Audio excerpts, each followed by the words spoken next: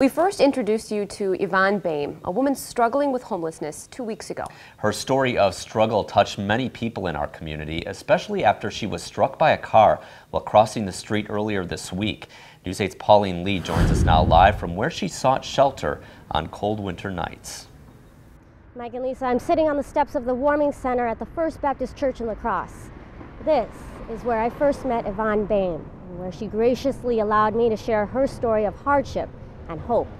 Now, those who know her say she has had a hard life, but she always stayed positive about the future. It was a story that made a mark on Sue Lacoste's heart. Every night since I seen that segment, I lay down and I think about her. I wonder if she's cold, and it's just sad. The story about a woman, Yvonne Boehm, homeless and waiting on the steps of the warming center this past November at the First Baptist Church in La Crosse. Just about every day she waited, sometimes even 12 hours before the doors opened. You gotta wait in line. You only accept 15 people. And I was looking in her eyes on TV, and that image is just stuck there with me. After Lacoste saw the story, she knew she had to do something, so she contacted News 8 for help. I get a bonus from work every year, and I decided that I'm gonna share my bonus with her.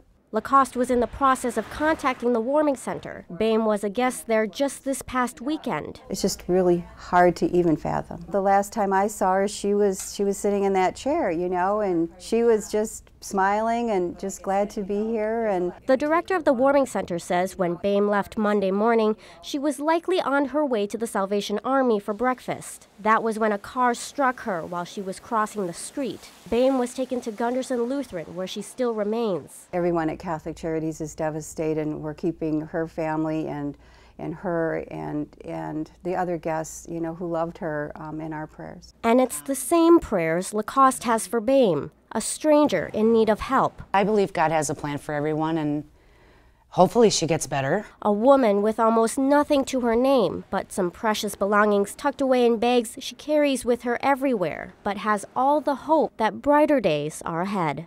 To have everything in my life in order and be able to have a house and kids, be able to work.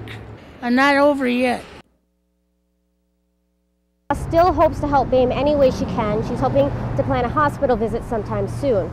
The warming center director says Boehm called the warming center home for 25 out of the 30 days last month.